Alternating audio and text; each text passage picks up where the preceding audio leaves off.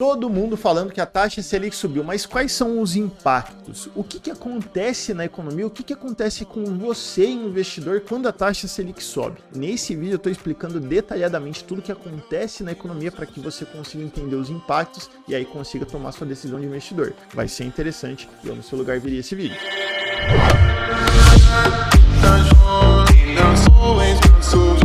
Fala pessoal, tudo bem com vocês? Aqui é Eduardo Stetner, criador do canal Rico Nessa Vida, e vamos então para esse vídeo onde eu vou explicar detalhadamente quais são os impactos da taxa Selic na sua vida de investidor, investidora.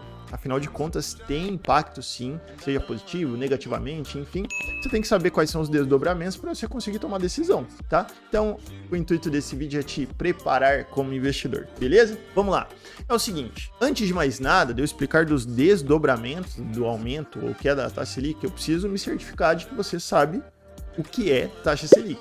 Então, de uma forma muito resumida, é o seguinte: a taxa Selic é a taxa-mãe da economia, é a taxa pela qual o governo tenta regular a economia.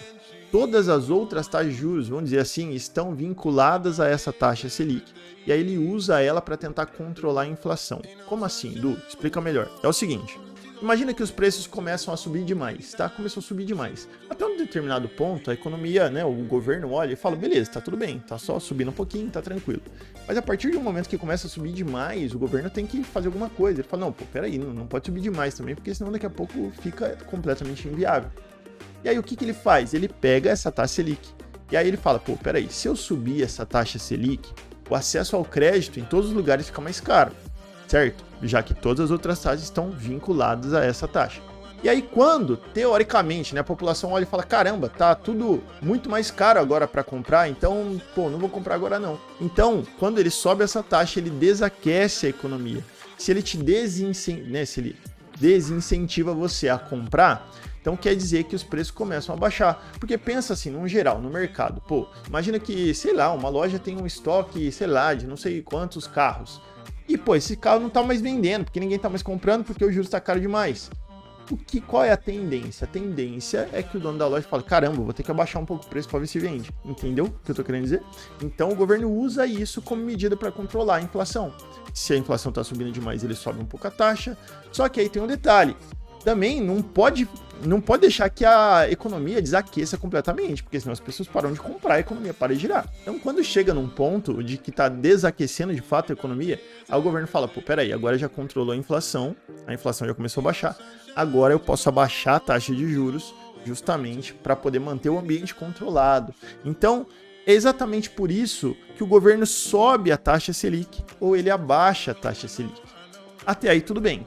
Mas tem alguns desdobramentos, tem algumas coisas que acontecem em virtude dessa taxa, e é exatamente isso que você vai explicar, que você vai entender agora a seguir. O primeiro ponto é o seguinte: o governo emite títulos, e através desses títulos você consegue fazer os seus investimentos. Você consegue emprestar dinheiro para o governo, e o governo te paga uma rentabilidade. Então, se você pegar os tesouros direto, tenho certeza que você já escutou isso aí em algum canal, e aqui também, porque eu já falei várias vezes. Vamos pegar, por exemplo, o Tesouro Selic. O Tesouro Selic, ele paga exatamente a taxa Selic. Então, vamos pensar no começo do ano passado, a taxa Selic estava 2,25, por exemplo. Então, esse título pagava 2,25 ao ano.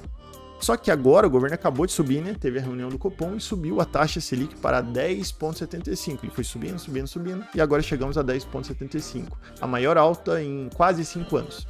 Então isso quer dizer que esses títulos começam a pagar 10,75, entendeu? Então os títulos de renda fixa no geral, eles ficam mais atrativos. E quando eu digo no geral mesmo, porque até mesmo os bancos que não tem nada vinculado a esses títulos do governo, eles falam, pô, peraí, eu vou ter que pagar mais do que o título do governo, porque senão o investidor, ao invés de colocar aqui, coloca lá. Então, se eles estão pagando 10,75, eu vou ter que pagar 13, 14, 15, entendeu? Então os títulos no geral ficam mais atrativos. E aí existe uma migração da bolsa de valores para os títulos de renda fixa. Porque as pessoas falam, pô, sei lá, aqui em fundos imobiliários eu estou acostumado a ganhar, sei lá, 8%, por exemplo. Pô, mas aqui eu corro risco, agora a renda fixa está pagando 10, 11, 12, 13. Pô, não vale a pena, então eu vou tirar um pouco daqui e colocar lá, ou então vou deixar de colocar dinheiro aqui, vou começar a colocar lá. De certa forma existe essa migração. Então sempre que existe esse aumento da taxa Selic, é natural que a bolsa de valores sofra uma queda momentânea, tá bom? Então esse é o primeiro impacto que você precisa entender e tá totalmente normal. Não vai pensar em ficar vendendo suas ações porque agora elas estão caindo. Não, é provisório, é momentâneo. As empresas não estão deixando de ser boas empresas, são apenas os preços que estão caindo, porque uma força vendedora é maior do que a força compradora. Conseguiu entender? Então esse é o primeiro impacto. Mas aí tem um outro detalhe também. Se os títulos de renda fixa ficam mais atrativos para nós, investidores aqui dentro do Brasil, né? Fala, pô, agora vale a pena eu colocar um pouco de dinheiro nesses títulos aqui, também ficam mais atrativos para os investidores internacionais. Então eles falam, caramba, peraí, pô, nos Estados Unidos a taxa de juros está a 2%, então, pô, lá tá quase 11%, eu vou colocar um pouco de dólar lá. E aí, quando isso acontece, entram mais dólares no Brasil, e, consequentemente, por maior aumento de oferta da moeda, esse preço abaixa, que é o que a gente está vendo agora. Pelo menos nesse exato momento, o dólar está na casa lá de 5,30, mais ou menos. Então, existe, num geral, que isso aconteça. Aumenta a taxa de juros, o país fica mais atrativo, e aí entram mais dólares e o valor do dólar cai. Só que o dólar, ele não é definido só pela taxa Selic, só porque a taxa Selic deixou o país mais atrativo. Claro que não. Tem vários outros aspectos na macroeconomia e tem, por exemplo, o preço do barril do petróleo também, entendeu? Então, assim, não é certeza, mas é um dos fatores que influenciam na taxa de juros, aliás, no preço do dólar, beleza? Qual é o outro ponto que acontece com essa taxa? Pensa comigo. Quando o governo ele decide te pagar uma taxa de juros, se você emprestar dinheiro para ele, você concorda comigo que ele tem uma dívida com você? Então, olha só que importante entender isso. Se o governo aumenta a taxa de juros e ele aumenta o quanto ele está pagando pelos títulos públicos, ele está aumentando a dívida dele. Então, a cada ponto percentual que ele aumenta a dívida do país em alguns bilhões de dólares. Entendeu? Então, esse é o ponto, né? Bilhões de dólares, bilhões de reais, enfim, é muito dinheiro, muito dinheiro. Então, o que acontece? Isso não é muito legal. Por isso que o governo não pode simplesmente subir a taxa de juros, porque ele dá uma paulada na dívida dele, E aí que vem o detalhe que eu preciso que você preste atenção. Olha só, teoricamente, até agora, eu tô falando para você que o país fica mais atrativo, certo? E que aí entram mais dólares, tudo acontece, a roda anda bonitinho. Só que tem um detalhe. Quando o governo começa a subir, eu acabei de falar também que a dívida do país sobe. Só que se isso tiver atrelado, se o governo começar a subir a taxa de juros, subir a taxa de juros, e a imagem do país estiver horrível, a imagem no sentido tipo assim, pô, o desemprego tá aumentando, corrupção tá aumentando, a produtividade do país não tá aumentando, então perceba que o país estaria numa imagem horrível e aumentando a taxa de juros e aumentando a sua dívida. E aí, você não ficaria receoso de colocar dinheiro nesse país? Com certeza sim. Pensa, por exemplo, a Argentina. A Argentina tem uma taxa de juros altíssima de 2 dígitos. Se eu não me engano, a taxa Selic deles está 20%. Enfim, vou colocar aqui, daqui a pouco eu pesquiso e mostro para vocês. E o que acontece? Por que as pessoas não querem colocar dinheiro lá? Porque ela já deu calote internacional 8 vezes. Entendeu? Porque ela começa a subir a taxa de juros para controlar a inflação, só que a dívida dela sobe demais e ela não consegue pagar. Então, não adianta, o dólar não vai abaixar nesse caso porque as pessoas não vão colocar dinheiro lá. Então, esse é um ponto importante. O governo pode sim subir a taxa de juros e, teoricamente, o dólar vai vir para cá se nós tivermos uma boa imagem internacional, porque do contrário pode ser que isso não aconteça, entendeu? Então esses são os 3 principais pontos que acontecem quando a taxa de juros é elevada. Então os títulos ficam mais atrativos, há uma entrada de dólar a mais aqui no Brasil, num geral, via de regra, vamos dizer assim, mas a dívida aumenta também, e se a gente não tiver com uma boa imagem, com boa administração da dívida, começa a dar ruim para o país. E aí tem um ponto, né? Eu vou mostrar aqui para vocês a tela dos títulos.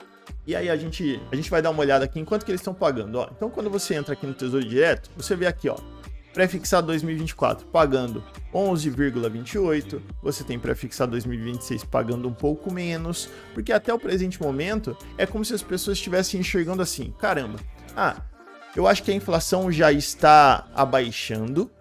E aí, consequentemente, o investidor olha e ele fala assim, olha, para uma dívida de longo prazo, eu já não estou tão receoso quanto antes. Então, eu até aceito receber um pouco menos. Isso aqui é muito doido. Isso aqui se chama inversão da curva de juros. Então, as pessoas aceitam ganhar menos para o longo prazo do que pelo curto prazo. Entendeu? Porque elas imaginam assim, não, o cenário vai estar...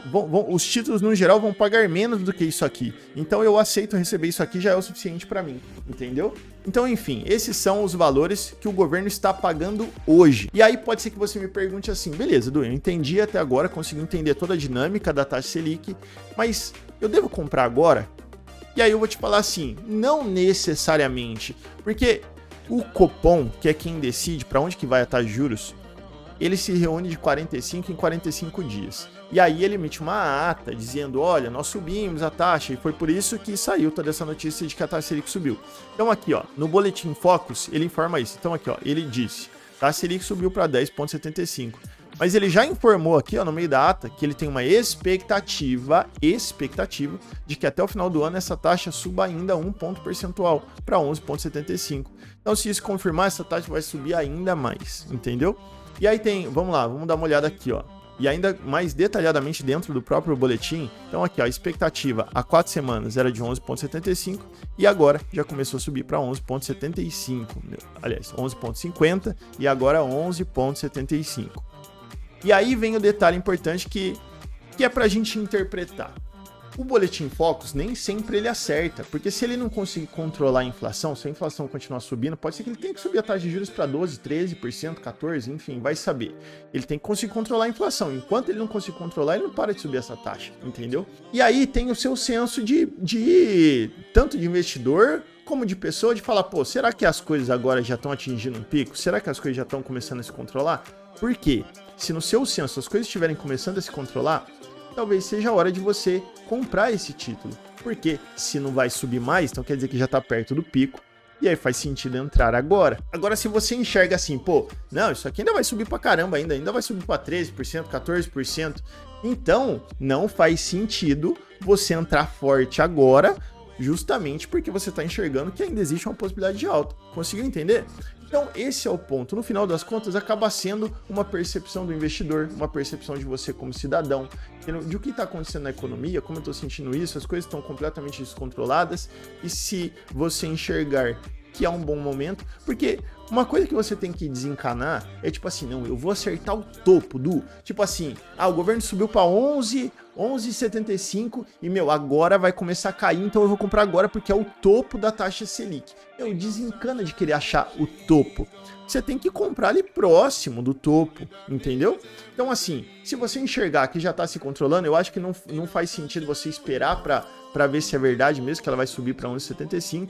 Você pode ir comprando paulatinamente, né? Ou seja, espaçadamente, compra um pouquinho agora, aí se subir mais um pouquinho daqui 45 dias, você compra mais um pouquinho, entendeu? E assim vai. E assim você vai fazendo um preço médio e você ainda vai ganhar com marcação a mercado, que é o que acontece todas as vezes que a taxa de juros cai e você comprou lá em cima. Em um outro vídeo eu explico mais detalhadamente essa dinâmica, mas o que você tem que entender é quais são os impactos disso na economia, os impactos na Bolsa de Valores.